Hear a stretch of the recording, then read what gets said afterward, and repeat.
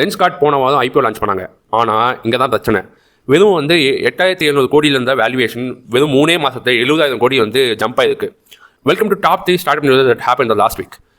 ட்விட்டரில் ஃபுல்லாக இதுதான் கான்ட்ரவர்சி. எப்படி வந்து வெறும் ஸ்பெக்டக்கல் மேக் பண்ணுற ஒரு கம்பெனி வந்து 3 மாதத்தில் இவ்வளோ பெரிய வேல்யூவேஷன் வந்து கொண்டு வந்திருக்காங்க.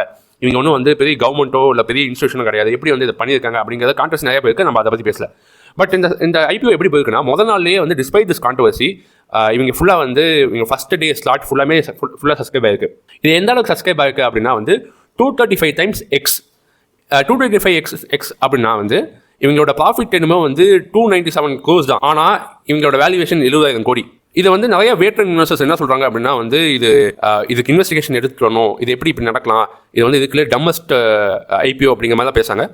பட் இதெல்லாம் தாண்டி வந்து மக்கள் வாங்கியிருக்காங்க. இதுக்கான நிறைய காரணம் இருக்குது. கோயாஸுங்கிற ஒரு Hyderabad based start up company வந்து 130 கோடி ரைஸ் பண்ணியிருக்காங்க சீரிஸ் ஏ ஃபண்டிங்கில். ஓகே, இதில் என்ன ஸ்பெஷல் அப்படின்னா வந்து கோயாஸ் அப்படிங்கிற ஸ்டார்ட் அப் என்ன பண்ணுறாங்கன்னா வந்து கோல்டு பிளேட்டட் சில்வர் ஜுவல்லரி விற்கிறாங்க. ஓகேவா? ஆனால் இங்கே ஃபண்டிங் ஏ வாங்குறதுக்கு, அதாவது சீரிஸ் ஏ போகிறதுக்கு முன்னாடி இவங்க வந்து 18 ஸ்டோர்ஸ் வந்து வெறும் ப்ராஃபிட்டில் மட்டுமே ரன் பண்ணியிருக்காங்க. அதாவது எந்தவித எக்ஸ்டென்ட் ஃபண்டிங் இல்லாமல் வந்து 18 ஸ்டோர்ஸ் ஓப்பன் பண்ணி இதை ப்ராஃபிட்டில் ரன் பண்ணி காமிச்சிருக்காங்க. இது ஒரு பெரிய ப்ராடக்ட் மார்க்கெட் ஃபிட்டுக்கான ஒரு ஸ்டோரி தான்.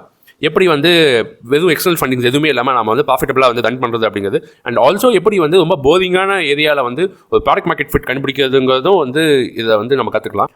அர்பன் கம்பெனிங்கிற ஸ்டார்ட் அப் ரெவன்யூ 37% ஹையில் காமிச்சிருக்காங்க. ஆனாலுமே 59 கோடி லாஸ் பண்ணிட்டு இருக்காங்க. அர்பன் கம்பெனியோட வேலை என்னன்னா, இந்த ப்ளூ காலர் ஒர்க்கர்ஸ் இருக்காங்கல்ல, பேசிக்காக வந்து இந்த பிளம்பர்ஸ், எலக்ட்ரீஷியன்ஸ் இவங்கெல்லாம் கனெக்ட் பண்ணி விட்டுறது தான் வந்து இந்த அர்பன் கம்பெனியோட வேலையே.